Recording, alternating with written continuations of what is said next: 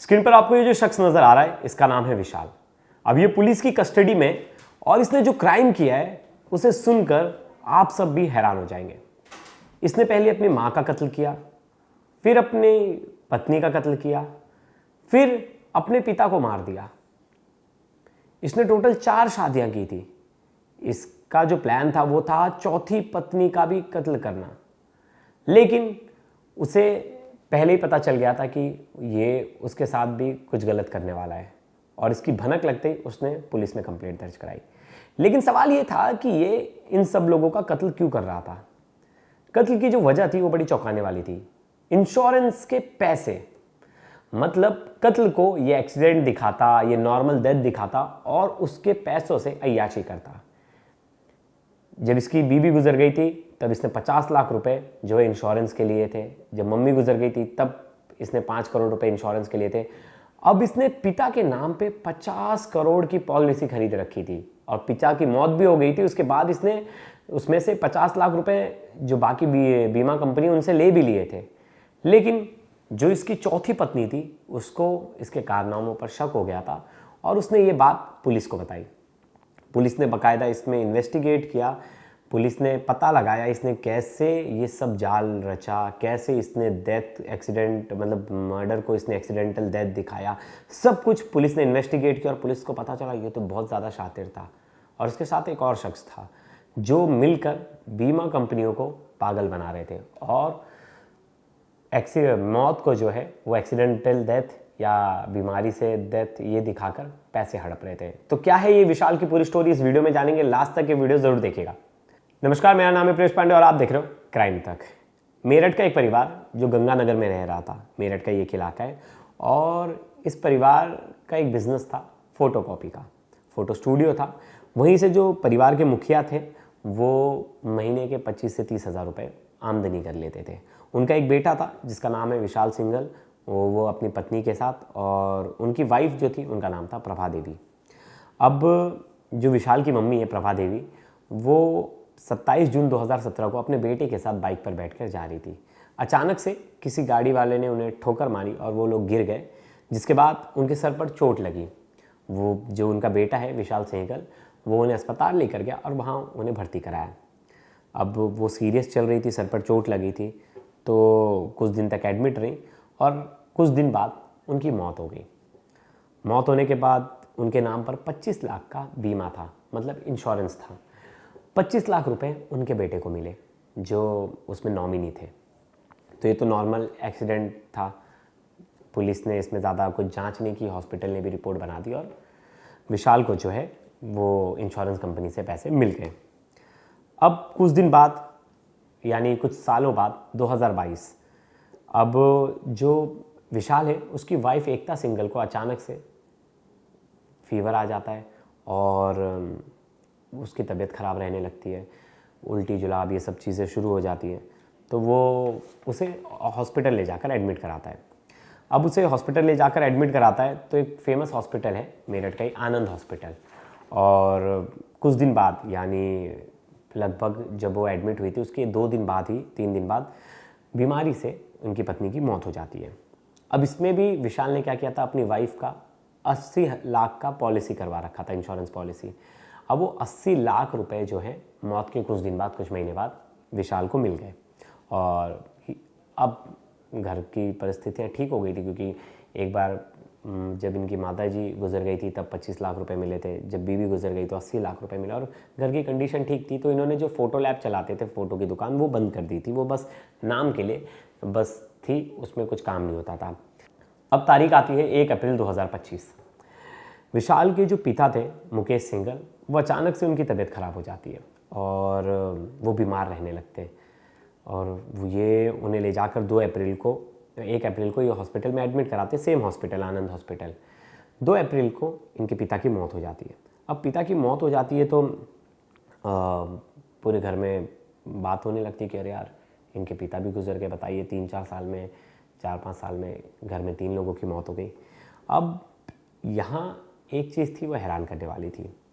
जो उनके पिता थे उनके नाम पर भी पॉलिसी थी, लेकिन उनके नाम पर 70 से ज़्यादा पॉलिसी थी, इंश्योरेंस पॉलिसी, और उन सब की टोटल जो कीमत थी, मतलब जो टोटल पैसे थे वो 50 करोड़ रुपए थे। मतलब अगर वो उनकी डेथ हो जाती बीमारी या किसी चीज़ से तो 50 करोड़ रुपए मिलेंगे। अब इनकी आमदनी तो 25,000 रुपये थी, उन्होंने इतना ज़्यादा बीमा क्यों करा रखा था अपना इंश्योरेंस, ये बड़ा चौंकाने वाला सवाल था। दूसरा सवाल था कि उन्होंने अपने नाम पे 4-5 गाड़ियाँ लोन पर ले रखी थी, तो कोई 25,000 कमाने वाला 50 करोड़ का बीमा क्यों लेगा और इतनी सारी गाड़ियाँ क्यों लेगा अपने नाम पर। तो थोड़ा ये शक के घेरे में थे। बीमा कंपनियों ने मेरठ पुलिस को इस बारे में जानकारी दी थी, कंप्लेंट की थी, लेकिन मेरठ पुलिस ने उसे नज़रअंदाज कर दिया, किसी ने ध्यान नहीं दिया। अब जो ये विशाल था जिसको सब बीमा का पैसा मिल रहा था, इसने 4 शादियां की थी। जो इसकी चौथी बीवी थी उसको इसने शादी करके लाया था, तो शादी करने के 6 दिन बाद ही इसने कहा कि बाबूजी की तबीयत खराब है, उन्हें कैंसर हुआ है। उन्होंने बोला अरे बाबूजी तो एकदम ठीक थे, अचानक से कैंसर कैसे हो गया।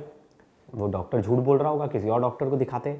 जब उसे लगा कि उसकी पत्नी उसकी बातों में नहीं आएगी तो वो उसे यहाँ वहाँ की बातें बताने लगा, बहलाने फुसलाने लगा। फिर भी वो उसके बात में नहीं आ रही तो उसने सीधा सीधा बोला कि पिता की हत्या करने में मेरी मदद कर, उनके नाम पे 50 करोड़ की पॉलिसी है और वो पैसा हमारे पास आएगा, हम अच्छी लाइफ जिएंगे और हम बढ़िया से रहेंगे।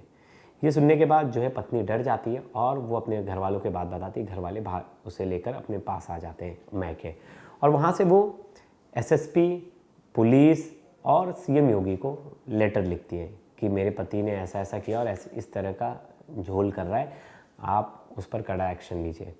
कई दिन लग गए और वो जो कंप्लेंट है कि इस तरह का बीमा स्कैम ये कर रहा है, एक तरह से फ्रॉड, लोगों की हत्या करके उनके पैसे हड़प रहा है, वो कंप्लेंट पहुंच जाती है संभल के एसएसपी के पास। अब देखिए मामला मेरठ का था, लेकिन संभल के एसएसपी के पास ये मामला कैसे पहुंच गया, क्योंकि संभल के एसएसपी और वहाँ के एडिशनल एसपी जो थी अपर पुलिस अधीक्षक अनुकृति शर्मा, इन लोगों ने मिलकर एक स्कैम ओपन किया था जिसमें पता चला था कि 100 करोड़ से ज़्यादा इंश्योरेंस फ्रॉड हो रहा था।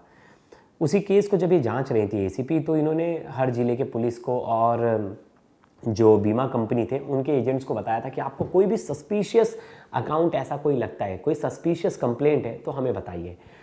तब जो वहाँ की अपर पुलिस अधीक्षक थी, असिस्टेंट सुपरिटेंडेंट ऑफ पुलिस अनुकृति शर्मा, उनके पास एक कंप्लेंट आती है। उन्हें पता चलता है जो एक बीमा कंपनी थी और उसी के जो मैनेजर थे, जो नीवा बुपा नाम की एक इंश्योरेंस कंपनी थी, और उसके जो मैनेजर थे उनका नाम था संजय कुमार। संजय कुमार बताते हैं कि मैम मेरठ में एक ऐसा मामला है जो बड़ा ही संदिग्ध है।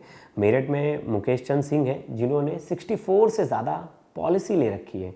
उनकी जो आमदनी है वो 25,000 रुपये है और ये सभी पॉलिसी 2018 से लेके 2025 के बीच में ली गई है और 25 जनवरी 2024 से 6 फरवरी तक और ज़्यादा पॉलिसीज़ ली गई हैं। अब बताया जाता है कि मुकेश चंद का जो बेटा है वो उसने पहले भी इन पॉलिसियों का लाभ लिया है। कैसे? उनकी जब मम्मी का एक्सीडेंट हो गया था, जब उनकी पत्नी की जो बीमारी से मौत हो गई थी, उन सब में इन्होंने पॉलिसी का लाभ लिया था। मतलब इनडायरेक्टली उसे पैसे मिले थे। और इसमें सस्पिशियस एक और चीज़ है कि जिसकी आमदनी 24,000 है, वो 4-4 गाड़ियाँ ईएमआई पे कैसे ले लेगा। तो जो विशाल के पिता थे मुकेश चंद, उनके नाम पर 4-4 गाड़ियाँ थी। एक थी टोयोटा लेजेंडर, एक निसान की थी मैग्नाइट, फिर एक ब्रेजा थी और एक रॉयल एनफील्ड थी बाइक। अब ये सब चीज़ तो शक के घेरे में खड़ा कर रहे थे। तो अब मामला तो संभल की जो एएसपी थी उनके पास था, लेकिन वैसे मामला देखा जाए है तो मेरठ का, संभल से मेरठ काफ़ी दूर है।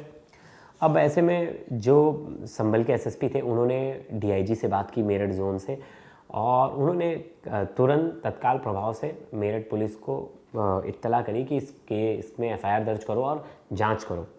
पुलिस ने तुरंत एफआईआर दर्ज की और विशाल को पूछताछ के लिए बुला लिया। विशाल को जब पूछताछ के लिए बुलाया तो विशाल ने पहले तो यहाँ वहाँ की बातें बताई, लेकिन पुलिस ने सख्ती से पूछताछ की तो उसने सब कुछ बता दिया। उसने बता दिया कि उसने बीमा पॉलिसी की रकम के लिए अपनी माँ का मर्डर किया, अपनी माँ के सर पर मारा और हॉस्पिटल में सेटिंग की, और एक इसका दोस्त था उससे सेटिंग की, और इसने उस मौत को एक्सीडेंटल डेथ दिखा दिया। पुलिस ने भी इन्वेस्टिगेशन नहीं किया, पुलिस ने भी अपना पल्ला झाड़ लिया, बोला ठीक है एक्सीडेंटल डेथ है। और इसको पैसा मिल गया। इसको वहाँ से कॉन्फिडेंस आ गया। फिर इसने अपनी पहली पत्नी को मारा, इसकी 2 पत्नी और इसे छोड़कर चली गई थी, उनके बारे में कोई अता पता नहीं। फिर इसने प्लान किया अपने पिता को मारने का और अपने पिता को भी इसने मार दिया गला घोंटकर, और इसने दिखाया कि वो भी एक्सीडेंट और मौत उनकी कैंसर की वजह से हो गई है। उसका प्लान था अपनी चौथी पत्नी को भी मारना, लेकिन चौथी पत्नी को इसके प्लान के बारे में पता चल गया तो उसने अपनी चौथी पत्नी का भी 80 लाख का इंश्योरेंस करा रखा था और उसका प्लान था उसको भी मौत के घाट उतारना। अगर जो इसकी पत्नी अगर वो कंप्लेंट नहीं करती और जो बीमा पॉलिसी वाले उनको अगर शक नहीं आता तो ये मामला तो खुलता नहीं, क्योंकि इसका भी लालच बहुत ज़्यादा बढ़ गया था। मुझे लग रहा है अगर इसने बीमा पॉलिसी 1-2 करोड़ का कराई रहती तो शायद किसी को शक नहीं होता, लेकिन इसने लालच के चक्कर में इसने 50 करोड़ का जो है पॉलिसी करवा ली और 70 से ज़्यादा कंपनियों के साथ ये पॉलिसी उसने खरीदी। तो कोई भी किसी का भी नाम डालो, पैन नंबर, तो उसकी पूरी पॉलिसीज आ सकती है कि कौन कौन सी कंपनी में इसने पॉलिसी ले रखा है, सब कुछ उसके बारे में डिटेल्स आ जाता है, लेकिन ये इससे पता नहीं था। और जब संभल की जो एएसपी हैं वो बीमा पॉलिसी में जो फ्रॉड हुआ था उसकी इन्वेस्टिगेशन करी थी, तब उन्होंने कंपनियों से इन संदिग्ध प्रोफाइल्स के बारे में मांगा था डिटेल्स, तब उसमें जाकर ये प्रोफाइल मिली थी और ये केस मिला था और तब जाकर पुलिस ने इसमें अच्छी इन्वेस्टिगेशन की। लेकिन शुरुआत में हापुड़ और मेरठ पुलिस ने इस केस को सीरियसली नहीं लिया। उनकी पत्नी जाकर 2-2 बार एसएसपी के यहाँ कंप्लेंट करके आ चुकी और मेरठ पुलिस में कई बार उसने ज्ञापन दिया, लेकिन पुलिस ने पारिवारिक मतभेद और पारिवारिक विवाद बता के उस केस को उन्होंने ध्यान नहीं दिया। लेकिन जब केस की कड़ी दर कड़ी खुली, जब खुद जो फाइनेंशियल फ्रॉड और जो बीमा इंश्योरेंस फ्रॉड जिन्होंने खुद उस फ्रॉड को कवर किया है और उस फ्रॉड को उजागर किया था, तो उन्होंने भांप लिया तुरंत ही कि ये केस गड़बड़ है और इस केस की अगर जांच की जाए तो बहुत सारी चीज़ें निकल कर सामने आएगी।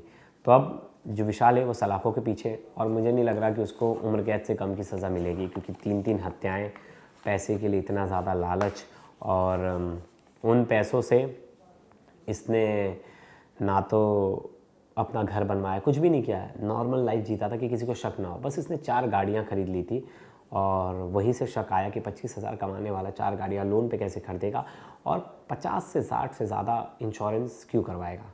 आपके भी आसपास में ऐसा कोई मामला नज़र आता है तो आप इसके बारे में पुलिस को ज़रूर जानकारी दें, क्योंकि आजकल इस तरह की चीज़ें ज़्यादा हो रही है। लोगों को लग रहा है नॉर्मल देता और पता चला उसके पीछे खेल इंश्योरेंस का है, इंश्योरेंस हड़पने के लिए मौत के घाट उतार दिया गया। तो दोस्तों, इस खबर पर आपकी क्या राय है ज़रूर बताइएगा। तब तक के लिए धन्यवाद।